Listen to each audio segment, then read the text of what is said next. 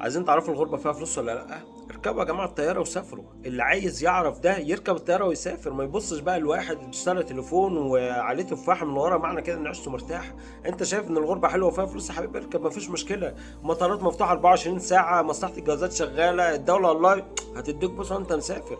انما ما تبصش بقى الواحد بيقعد بالسنتين ما يشوفش عياله ولا يشوف مراته ولا يشوف امه وابوه ان هو كده الراجل ده تمام ومعاه فلوس والكلام ده. اركب اركب، في ناس مش لاقيه تجدد الاقامه، في ناس مش لاقيه شغل، في ناس عندها سكن عايزه تدفعه، قصص وحكايات ما يعلم بقى غير ربنا في حياه كل مغترب.